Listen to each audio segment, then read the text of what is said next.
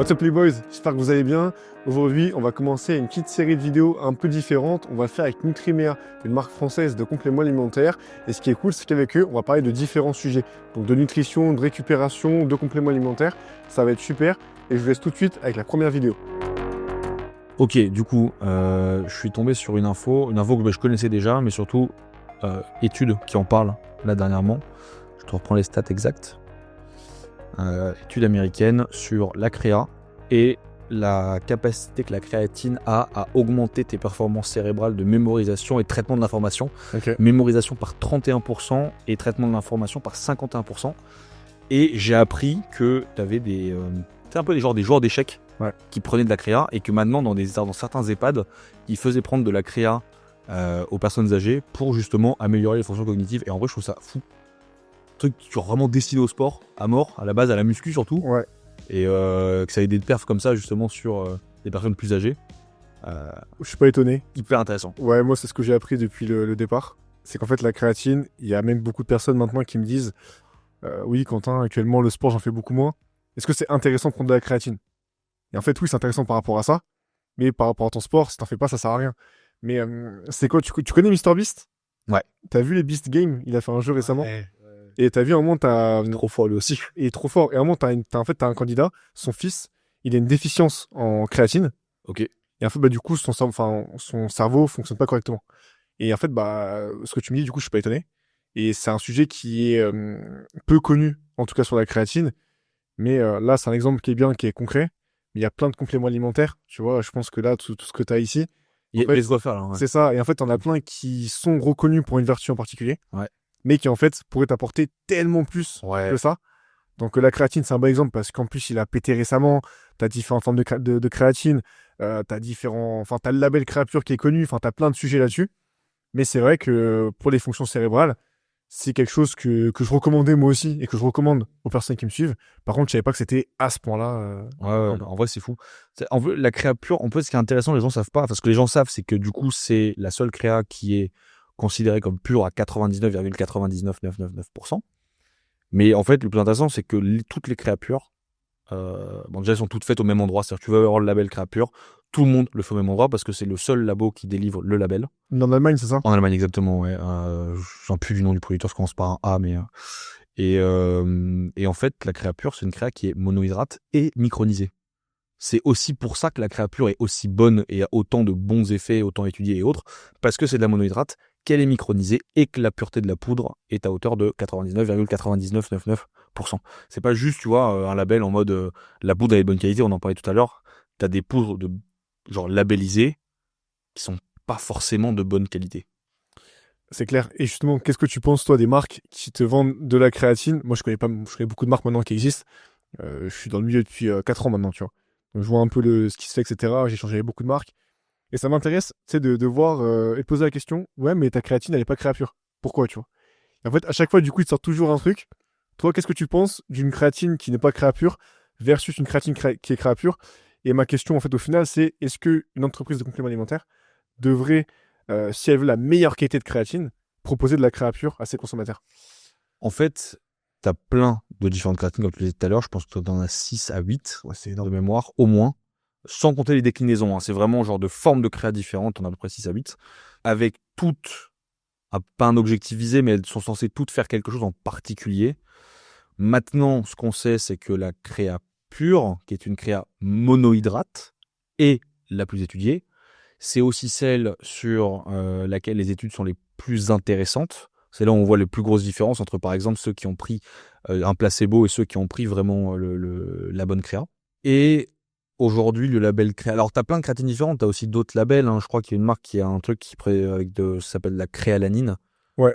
Qui est une forme de créatine ou un label qui s'y rattache. Le truc, c'est que c'est le seul moyen de vraiment comparer ce qui est comparable. Tu as envie d'avoir une créatine de bonne qualité. Le choix le plus safe qu'une marque peut faire, c'est la créa pure. Voilà. C'est le plus étudié. C'est celle sur laquelle on sait que ça marche très très bien, qu'il y a des effets. C'est aussi celle, là je vous parlais d'exemple perso, c'est aussi celle sur laquelle il n'y a pas d'effet indésirable. Moi j'ai pris il y a 3-4 ans de la créa d'une marque noire et orange, Ok. une vieille marque de muscu, truc c'était un peu, tu sais, des tablettes comme si tu prenais des médocs, quoi. Et j'ai eu des soucis. Et au début, je pensais pas que c'était lié à ça. Je veux pas dire parce que en vrai, j'ai honte du souci que j'ai eu. Trop spécial, je vais te poser la question en plus. Truc con, mais voilà, l'effet inverse du tribulus. Et Pour ceux qui ont la rêve, c'est énorme. voilà, c'est ça. Et je savais pas que c'était lié à ça. Du tout, je comprenais pas. Et je suis tombé sur une vidéo d'un Français dopé comme un âne, mais qui parle justement à mort des produits dopants, qui explique l'intérêt de chacun, sous quelle dose, les effets indésirables, pourquoi faut pas le faire, pourquoi faut le faire pour ceux qui veulent la compète, bref. Et justement, le mec parlait sur des mauvaises formes de créatine, en tout cas sur celles qui n'étaient pas forcément de la monohydrate, de la micronidée, de la créapure, etc. Que ça pouvait arriver. Ça faisait partie des rares effets indésirables. Et ben, je te jure que du jour au lendemain, j'ai arrêté et genre le lendemain ou le surlendemain, plus rien, plus de problème. C'est ouf, je sais pas qu'il y a des effets comme ça. Ouais, et il y a plein de petits effets secondaires ou négatifs sur des créas qui sont pas très étudiés. Donc je dis pas qu'elles sont toutes mauvaises. Je pense que ça dépend aussi de chacun. Il y a des gens qui en prennent, il y a aucun problème. Je pense que ça dépend de la génétique, de l'anatomie, enfin du comment dire. Comment on peut qualifier ça? C'est où c'est pas ton métabolisme. Enfin, Ouais, si voilà, ouais, exactement. ton Je peux chercher du métabolisme de chacun. Mais moi, je partirais sur une créapure dans tous les cas parce que je sais que j'aurais pas d'emmerde. C'est celle que j'ai testée du coup sur le plus long terme et j'ai jamais eu de problème. Au contraire, plutôt que des effets positifs. Tu vois, j'ai repris la muscu il y a pas longtemps et j'ai récupéré des perfs hyper vite comparé. En fait, j'ai eu plusieurs moments où j'ai arrêté et recommencé la muscu. J'ai eu une première période où j'ai commencé la muscu parce que je faisais du sport automobile et j'étais pas mal gras comparé aux mecs qui faisaient du sport auto. En général, ils sont plutôt petits, ils sont super secs. Et moi, j'étais hyper lourd. Tu vois, je faisais 90 kilos, je faisais 1m75. J'étais plus jeune. Et on m'a dit, bah, en gros, perds 15 kilos, sinon ça sert à rien de courir. Ah Et oui, là, 3-4 mois. Donc là, c'était un peu à l'ancienne. Riz, blanc, poulet, brocoli ou épinards, point. Pas d'huile, rien. Même pas de lipides, nada. Cut comme un cochon avec des calories propres, hein, pas en déficit mais pas trop, mais cut à mort, pas de sucre, pas de soda, rien, vraiment un truc hyper hard. Donc du coup là j'étais à la salle une première fois. Ensuite quand j'ai eu le physique que je voulais, le poids que je voulais surtout, j'ai arrêté. Ensuite j'ai repris pour des raisons esthétiques pour moi en me disant bah, j'ai envie de reprendre un physique, etc. Et là j'ai pris pendant 2 ans. Puis après j'ai arrêté complet pendant 1 an et demi. Et là j'ai repris depuis. Mais avec des perfs beaucoup plus importantes. Et en ce moment, je fais une cure, c'est Créa, Whey, Tribulus, Ashwagandha et ou Active Burner ou carnitine. L'Active Burner, c'est un complexe qu'on a avec de la carnitine, d'autres choses qui sont censées faire un peu brûle graisse aussi. Mais la carnitine, sur son aspect transport des acides gras dans les mitochondries pour les convertir en énergie, incroyable. Et ce petit combo-là, mais mec, folie. Mais genre vraiment folie. Genre je me suis re-rempli hyper vite. En 2-3 semaines, j'ai eu plus de résultats que sur la première fois que j'ai fait de la muscu pendant 1 an et demi, full time, hyper propre. Je m'entraînais comme un chien, genre 6-7 jours par semaine, peu de repos, grosse séance d'1h30, 2 heures. Et là, au contraire, je fais genre 3 à 4 séances par semaine. Je fais 3 exos par groupe musculaire max.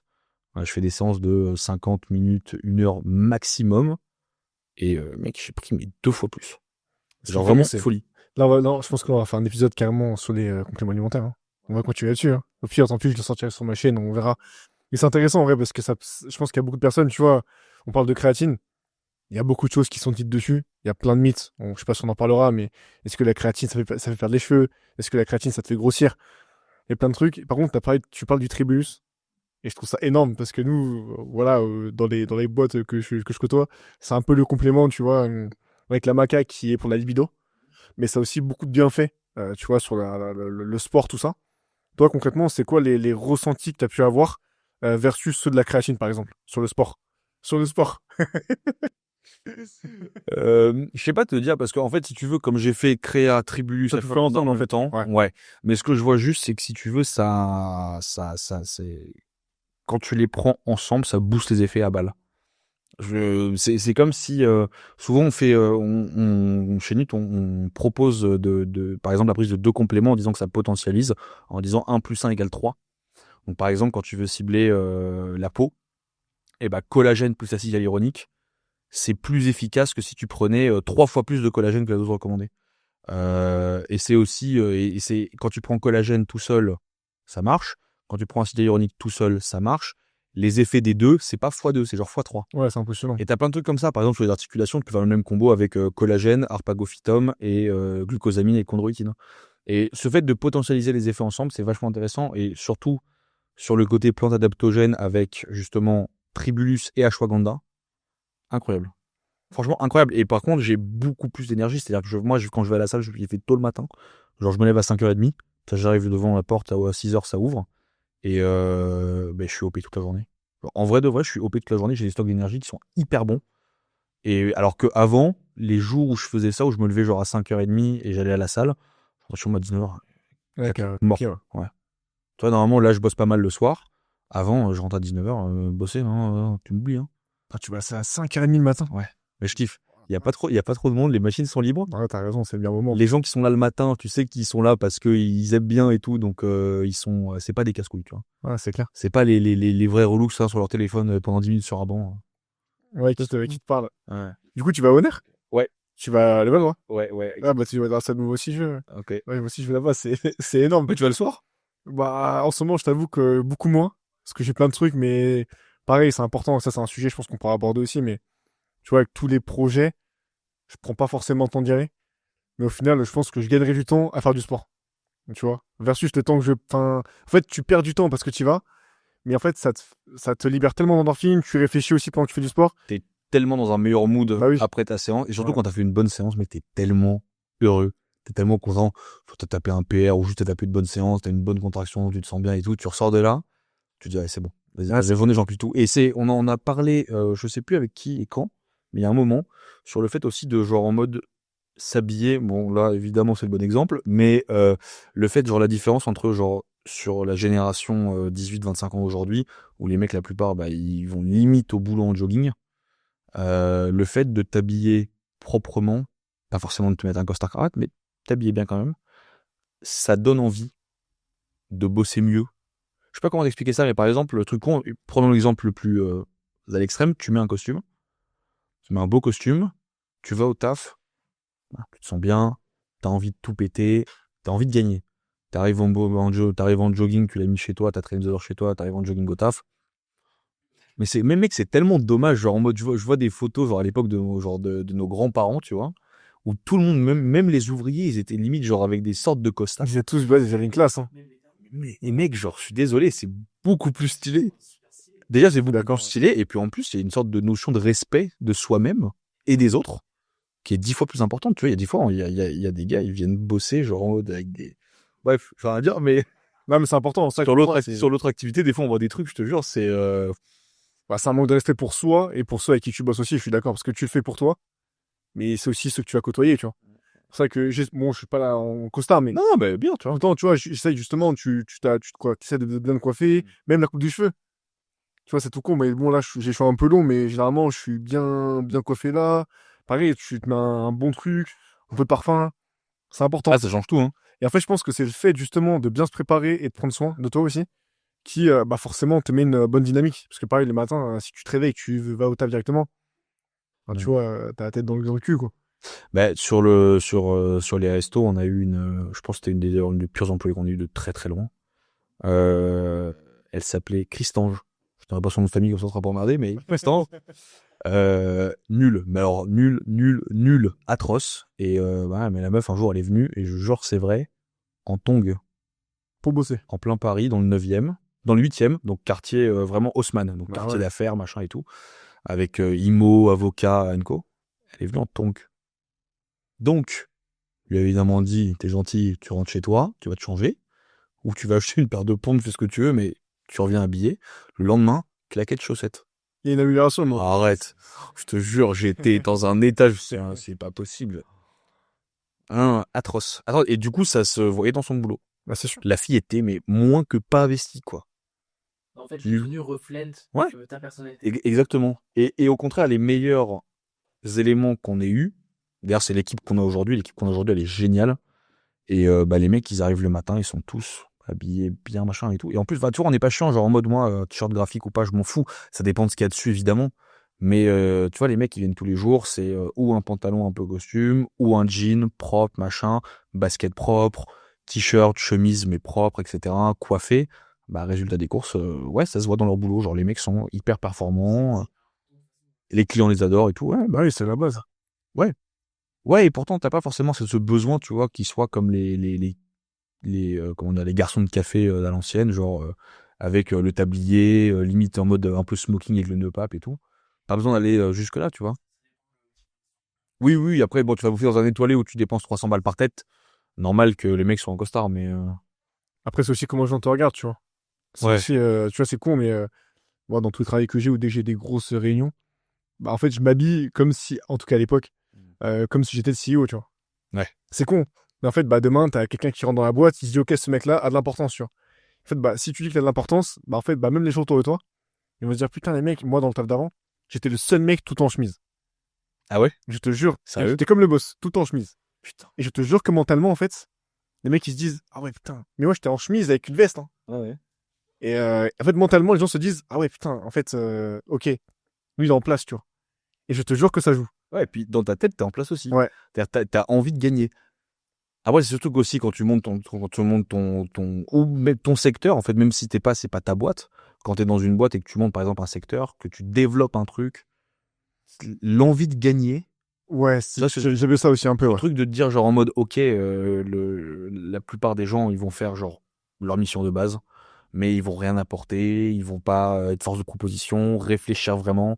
C'est-à-dire tu vois par exemple c'est con mais genre en mode Insta, il y a plein de moments où même moi sur Insta, bah, comme tout le monde, tu scrolles, tu regardes, mais il y a aussi plein de moments où genre je vais essayer de me dire ok, est-ce que ça je peux m'en servir? Est-ce que c'est intéressant? Et ça devient limite un outil de boulot et des fois putain, tu as des bonnes infos. Par exemple il y a des produits qu'on a vu arriver à la base aux US, qui sont en cours de développement, parce que aux US, les produits sont fous. Genre, t'as beaucoup plus de marge, donc tu peux produire tout et n'importe quoi. Mais il y a des super produits hyper intéressants qui existent en France, mais dans des toutes petites proportions, qu'on voit exploser là-bas, et c'est parce qu'on les voit en regardant un peu ces trucs-là, en se disant, ok, on regarde les études. Oui, non. Ok, formulation en fonction des études, et on sort. Et ça c'est génial. Mais voilà, c'est le fait de déjà, même quand t'es pas au boulot, des fois te dire genre en mode ok, comment je peux aller plus loin, tu vois, comment je peux gagner. Et tu vois, pour revenir sur le fait de s'habiller, je pense qu'aussi, moi, j'avais ça. Parce que quand tu parles de gagner, en fait, t'es un leader. En fait, quand tu leads des gens, pour moi, t'es obligé d'avoir, au-delà des vêtements, mais une attitude.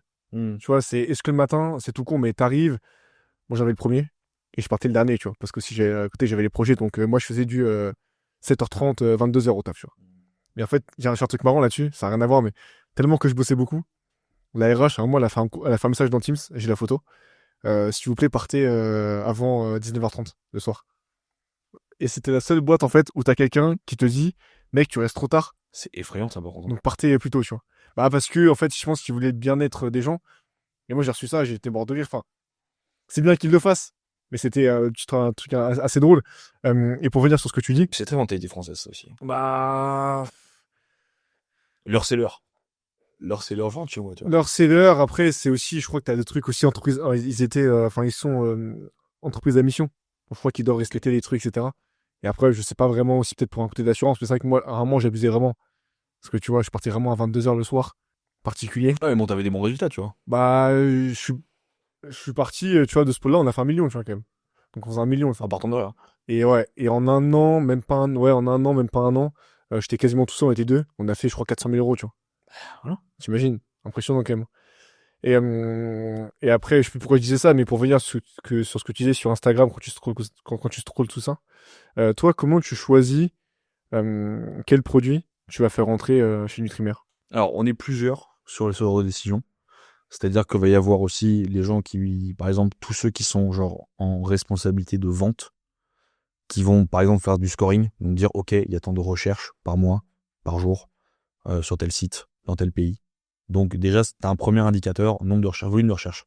Donc effectivement, il faut comprendre que si tu peux pas acheter dans certaines proportions, plus de X milliers de produits, bah tu vas avoir des prix d'achat qui vont être dégueux, donc tu vas proposer un produit hyper cher pour rien, et c'est débile, c'est pas le but. On a quand même envie de proposer des bons produits à des prix corrects. Donc effectivement, après, on peut tout sortir à n'importe quel prix, hein. On peut sortir du coenzyme Q10 à 200 € le pilulier, hein. pas un sujet. Mais voilà, si tu veux proposer des produits à des prix corrects, il faut aussi savoir combien tu vas en acheter. Et quand tu as un volume de recherche à 20 par mois, le volume de recherche, ça correspond pas au nombre de gens qui achètent. C'est juste le nombre de gens qui tapent le produit, tu vois, ou qui vont le chercher. Donc déjà, ça, c'est un premier indicateur, volume de recherche. Ça peut même d'ailleurs faire émerger des produits auxquels tu n'as jamais pensé. Toi, tu vois que tout le monde regarde un produit, tu te dis, ah putain, ok, intéressant. On va regarder ce que disent les études. Ah, putain, c'est bien. Ou, ouais, bon, pas fan, on n'y va pas. On n'y va pas, les études sont bizarrement réalisées, c'est pas des labos indépendants, etc., etc. On fait pas. Ça, c'est premier indicateur. Deuxième indicateur, c'est fais une liste. Tu as plusieurs personnes qui font une liste, donc tu as ceux qui vont faire le scoring, et tous les gens qui ont envie de proposer. On fait souvent ce qui est fait, là c'était fait par toute la partie R&D de la boîte. Ils ont envoyé un mail, entre guillemets, en disant à toute la boîte, si vous avez des produits en tête, dites-le, on liste tout, et après on sélectionnera.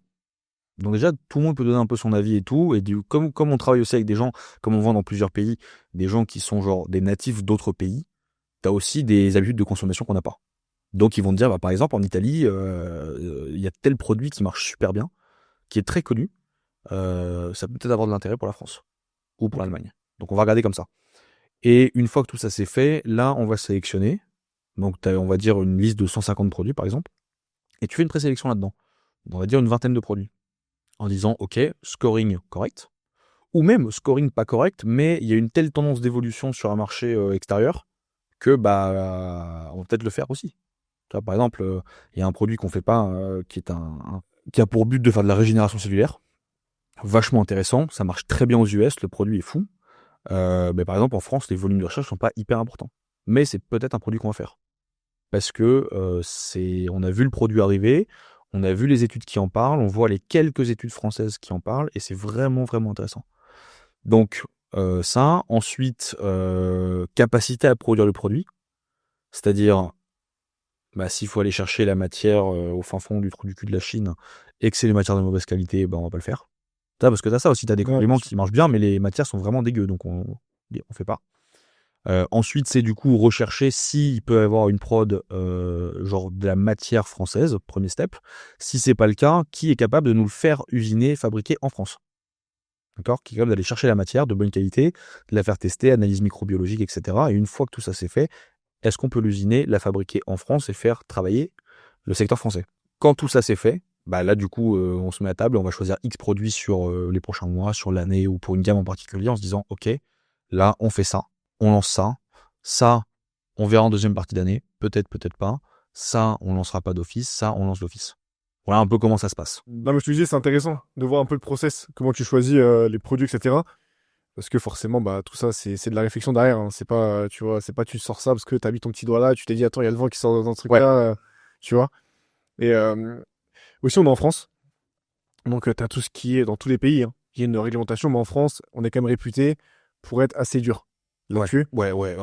Limite, des fois, c'est compliqué. Parfois, c'est compliqué, justement. Pour ça, je te pose la question, parce que parfois, tu veux faire immatriculer un produit, parce que du coup, un produit en France, il se fait immatriculer. Je pense que tu vas en parler. Et justement, c'est quoi le process de te dire, OK, maintenant, on a un produit, on veut le sortir, mais avant qu'il sorte sur le marché, c'est quoi les étapes? En fait, si tu veux, il peut y avoir plusieurs problèmes. Déjà, il y a, par exemple, on peut prendre un truc qui s'appelle ce qu'on appelle les novel food. Théoriquement, ça veut juste dire nouveau produit. En gros, si un produit n'a pas été étudié au sein de certains pays européens avant 1996 ou 97, il peut être considéré comme un novel food, un nouveau produit. Okay. D'accord ? Ces nouveaux produits-là sont testés par des autorités particulières et eux, à la fin, pondent un rapport en disant ce produit est OK pour vendre à la vente, ce produit n'est pas OK, ce produit de telle manière est OK. Et là où ça devient vraiment compliqué, c'est que des fois, tu as des produits qui sont parfaitement vendables, mais les composants du produit ne le sont pas. Par exemple, je peux prendre comme exemple, je sais pas, parce qu'après c'est des terminologies compliquées en général, c'est les noms de base des produits, donc c'est un petit peu plus long, et j'ai pas tout en tête, j'avoue. Mais par exemple, t'as un produit X qui est à base d'acide fulvique et d'un autre truc, et on va te dire, le produit X, tu peux le vendre, pas de problème. Par contre, tel acide, ça non. Ok. Sauf que sans acide, ce produit, théoriquement, déjà, il n'existe pas. Et puis, même si tu pouvais faire sans, tu te retrouves aussi face à un truc, c'est que t'as des boîtes qui sont, eux, basées en Chine, qui en ont rien à foutre d'aucune loi, et qui viennent mettre leurs produits devant ta gueule en te disant, t'es dosé à combien, toi, 900 mg? Ben, moi, je fais 2. Moi, je fais 2 grammes. Et puis, tu vends à combien? 18 €. Moi, je vends 12. Et tu vends comment, là?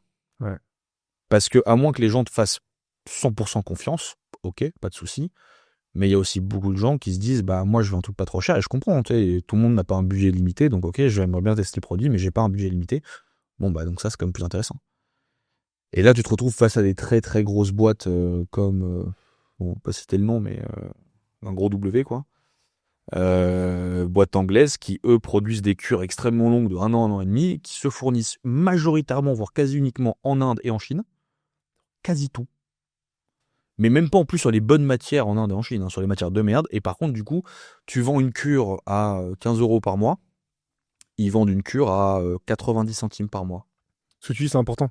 Parce qu'en plus, chez tous les fournisseurs, tu as différentes catégories. Qu'est-ce que tu veux faire? Ouais. Qu'est-ce que tu veux faire? Exactement. Et peu importe le pays, même dans des pays, entre guillemets, où on va considérer que les matières sont pas top, même chez eux, il y a du super et du à chier.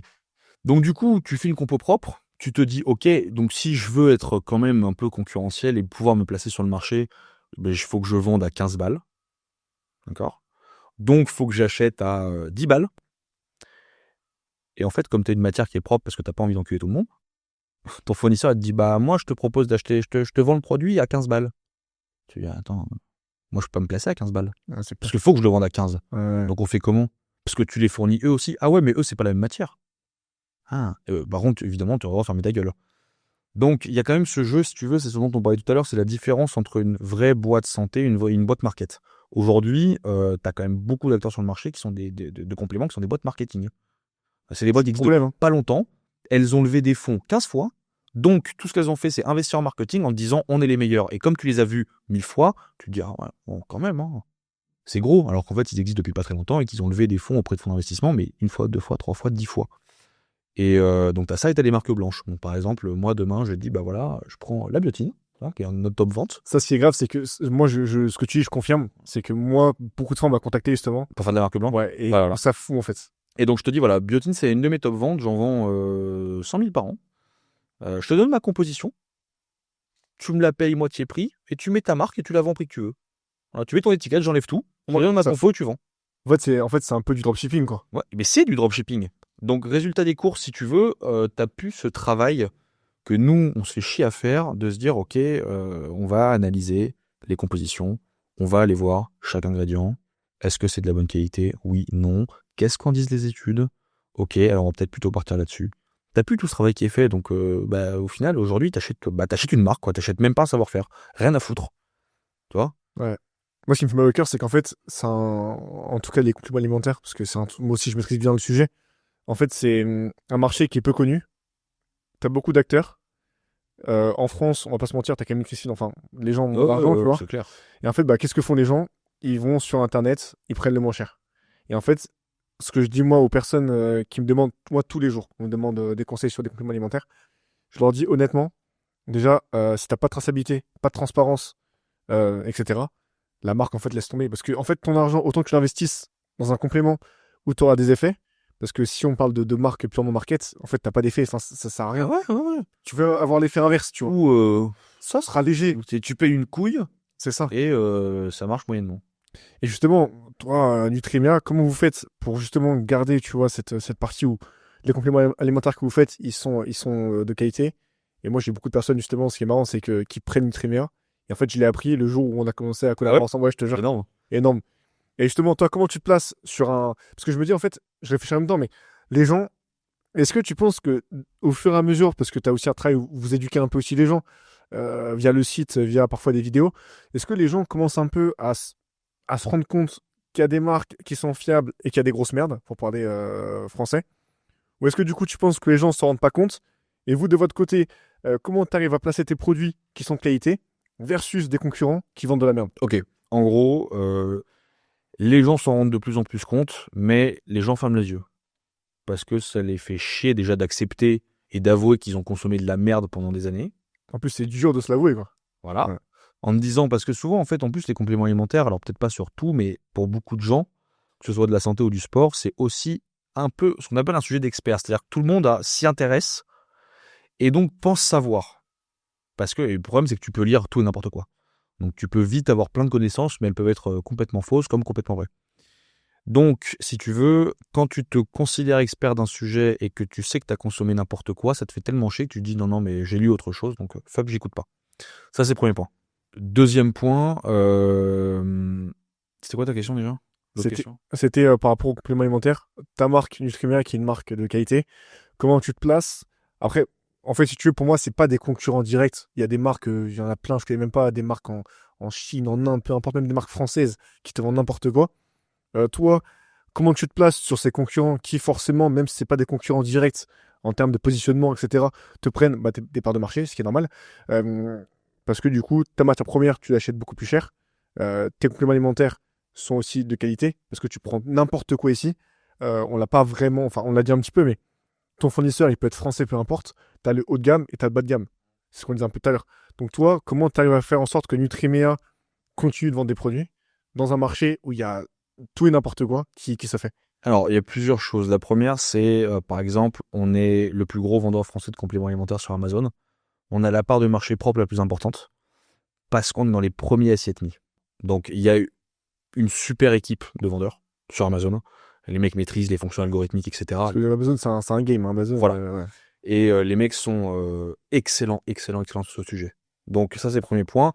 Et comme ça fait très longtemps qu'on y est, bah, en fait, si tu veux, Nutrimea, c'est marrant parce que on se connaît pas. On revient 2-3 mois en arrière, je te rencontre, je croise dans la rue. Tu me dis, tu fais quoi? Je te dis, bah voilà, je bosse sur une boîte de compléments alimentaires qui s'appelle Nutrimea. Tu vas me dire, je connais pas. Je te montre la gueule du produit, il y a une chance sur deux que tu me dises, ça, j'ai déjà vu. Ouais, c'est vrai. Donc, déjà, rien que pour la gueule, si tu veux, première chose, c'est on nous a vus, on nous connaît surtout sur Amazon. Donc, résultat des courses, si tu veux, les gens savent qu'ils peuvent nous faire confiance sur le sujet. Donc, du coup, on vend beaucoup. Mais on se fait aussi pelleter par des marques qui vendent n'importe quoi à des tout petits prix. Donc là, tu as plusieurs solutions où tu reformules ton produit avec une formule un peu moins efficace mais moins chère. Pas mauvaise, mais un peu moins efficace et moins chère. Ou alors, tu acceptes de marger sur quasiment rien pendant une période de temps donnée pour pelleter les autres du secteur. Sauf que faut bouffer aussi si tu veux. Donc je pensais qu'on faisait des marges vachement bonnes au début. Et putain, j'ai entendu des trucs sur des émissions comme Qui veut être mon associé sur des mecs qui faisaient pareil du complément alimentaire aux proches. C'était ML+, non, que t'as vu? Non, je les ai vus aussi, mais c'est pas eux. Ouais. Et il y a une autre boîte qui vend des gummies et elles sont énormes. Non, mais je crois que je vois ce que. Après t'avais pour eux, après. Et je te dis, je pensais qu'on mangeait pas mal, mais alors là, c'est dans des proportions qui sont pas du tout les mêmes. Bref, et donc Je connais un peu les marges, mais aussi les compléments alimentaires. voilà. Et donc du coup, si tu veux, donc il y a ça. Donc tu peux accepter de casser tes marges. Mais bon, il y a un moment où tu vis plus dessus. On n'est pas une association. Il faut quand même qu'on fasse rentrer de l'argent. Il faut que les structures puissent être payées. Donc normal. Il faut que tout le monde puisse être payé. Tous les gens qui bossent au sein de la société puissent être payés. Dernier point, c'est garder des compos propres, des prix un peu plus élevés et essayer d'éduquer les gens en expliquant pourquoi la compo est de meilleure qualité. Par exemple, le magnésium, bisglycinate, qui est la forme la plus assimilable de magnésium. Ça, quasiment tout le monde le sait.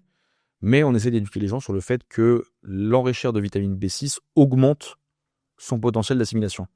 Donc, tu peux acheter du bisglycinate de mauvaise qualité chez quelqu'un, mais acheter du bisglycinate plus du B6 chez nous ou ailleurs, tant que c'est bien produit, chez nous quand même, c'est mieux. Donc, tu vas essayer d'éduquer les gens comme ça. Et là, tu as plein de leviers différents. Tu peux utiliser les réseaux, tu peux utiliser les fiches produits, tu peux utiliser des vidéos de présentation sur des fiches, tu peux utiliser des articles de blog, tu as plein de relais différents. On faisait très peu avant tout ce qui était médias, influence et autres, ce qu'on fait beaucoup plus maintenant, qui marche très bien. Après, on va dire qu'on était plutôt des experts de la fiche produit à la base. C'est-à-dire que sur la fiche produit, on détaillait tout. On était surtout dans les premiers à foutre tout ce qui était certificat et analyse microbiologique. C'est-à-dire qu'il y a eu un moment, personne ne le faisait, on était dans les premiers à le faire, voire quasiment les seuls. On n'est plus les seuls aujourd'hui, tant mieux d'ailleurs.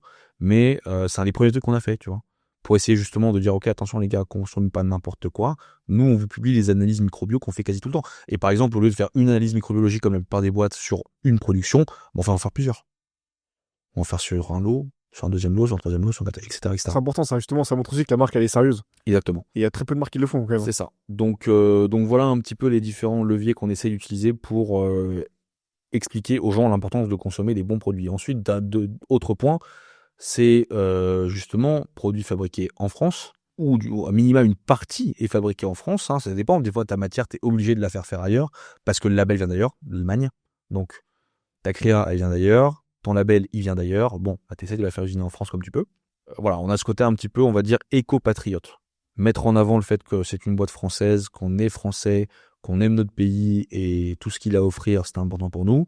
Faire attention à l'écologie, évidemment, pas comme des cinglés d'activistes, mais faire attention, tu vois, à notre échelle sur ce qu'on peut faire vraiment, c'était important aussi. Voilà, un peu tous les leviers qu'on a pu utiliser mais des leviers qui sont importants pour nous. Tu vois, tout à l'heure, je parlais de boîte market. Nutrimia, c'est pas une boîte qui existe depuis 3 ans. Ça fait des années qu'on est là, c'est plus d'une décennie.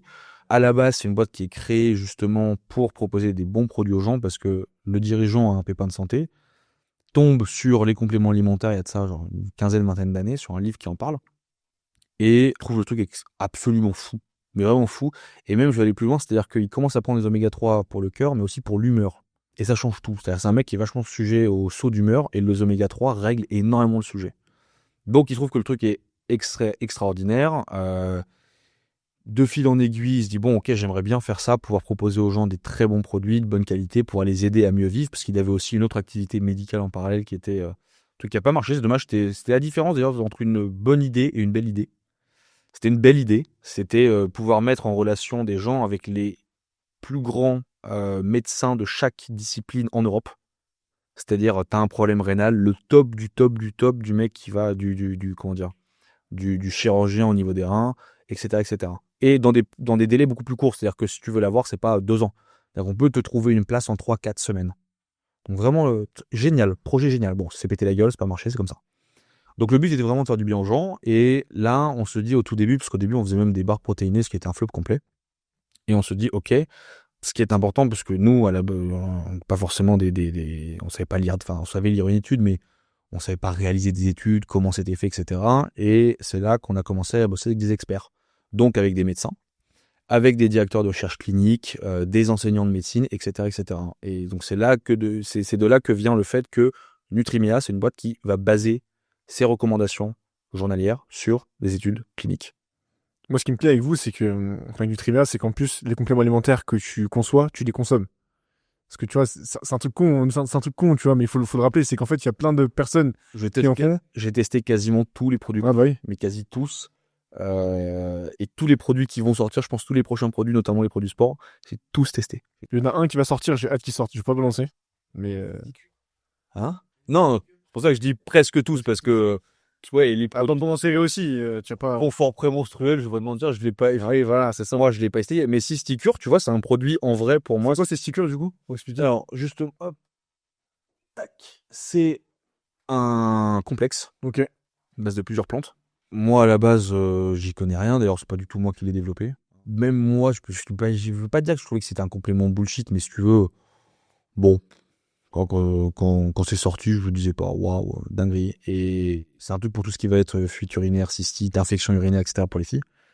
Et les 3-4 personnes que je connais qui en ont pris, ça se vend très bien, mais bon, les gens, je les connais pas personnellement. Et les 3-4 personnes que je connais qui en ont personnellement pris, ben, m'en ont dit, mais vraiment énormément de bien. Genre de joke. Je sais pas. Toi, tu vois, j'en ai pas de nom, mais testé.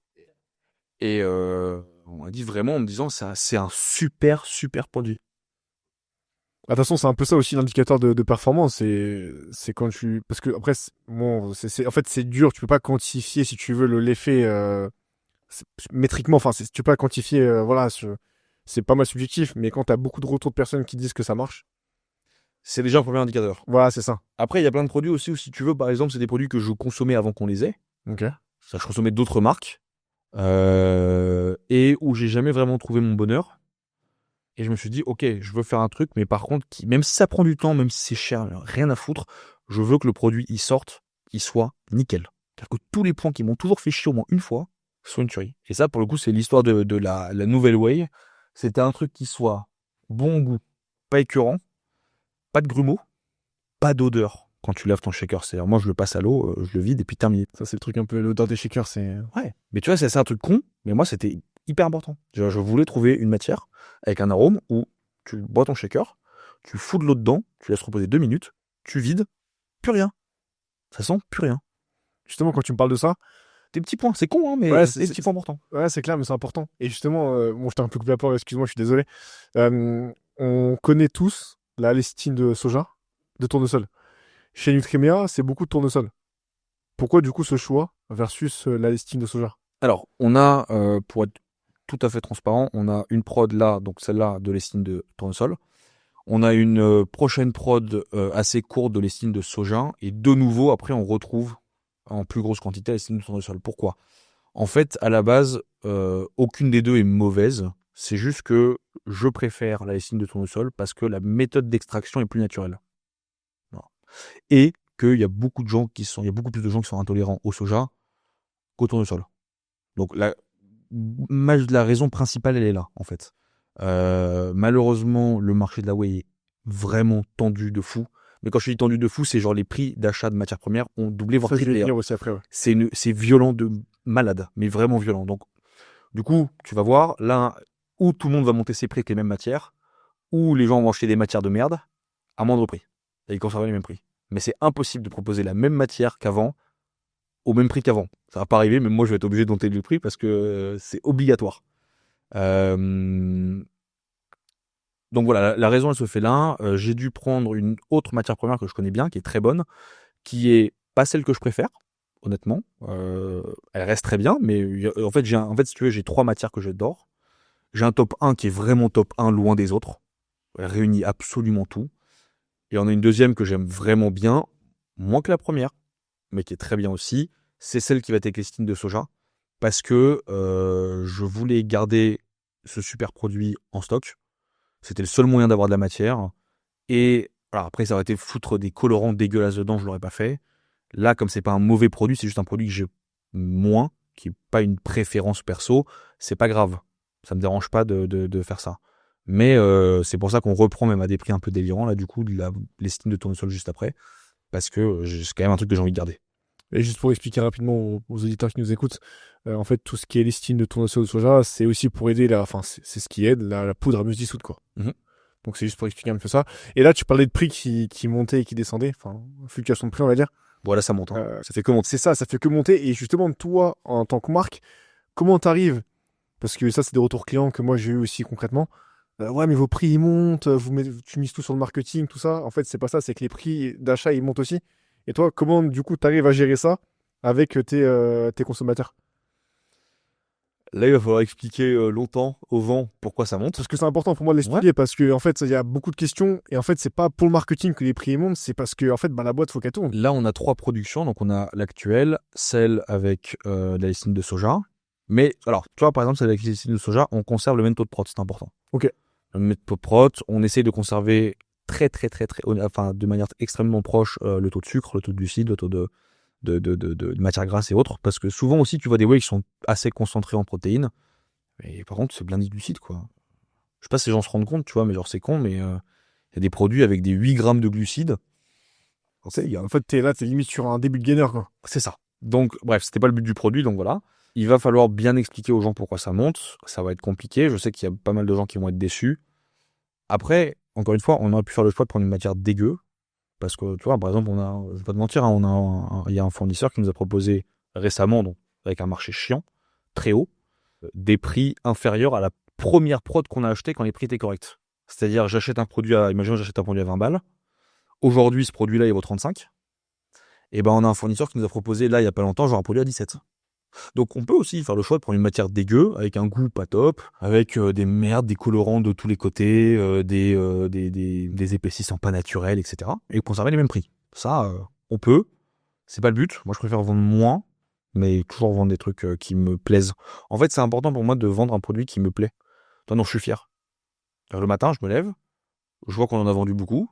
C'est un produit qui me plaît. Je suis content d'en parler. Tu vois, les coachés de Nico, quand il me pose une question, il y en a un qui m'a posé une question justement sur tout ce qui était... Parce que c'est vrai qu'on n'a pas assez mis en avant, c'est un truc qu'on vient de faire sur le site, tout ce qui était traçabilité, méthode de filtration, d'extraction, etc. Le fait que ce soit ultra-filtré, micro-filtré, à froid et autres, c'est un truc qu'on n'avait pas fait. Et donc j'ai un mec qui m'a posé une question un peu détaillée en me disant j'aimerais bien savoir ça avant de l'acheter. Et ben mec, genre pendant 2 jours, en vrai, j'ai juste kiffé discuter avec lui. Genre justement expliquer pourquoi j'avais choisi ce produit, d'où ça venait, quel type de composants, pourquoi on avait choisi ça, comparer, etc. aux autres. Et j'ai adoré faire ça.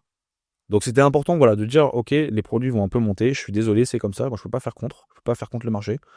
Mais par contre, je garde un produit de super qualité. Ça, c'est un truc que je veux dire aussi qui est important, et je regarde la caméra. C'est que tout à l'heure, du coup, on a pris un café, ensemble, aussi avec Luc. Et à un moment, justement, tu parlais de ça en fait, que tu voulais pas faire de la merde en termes de produits. Et ça, tu l'as dit, mais vraiment, tu vois, c'était vraiment naturel. Ah oui, en off et tout, non? Ouais, en off. Et justement, je me suis dit, putain, parce que tu sais, il y en a parfois, tu sais, on fait des podcasts. Moi, j'ai des podcasts, j'en ai fait plein, tu vois.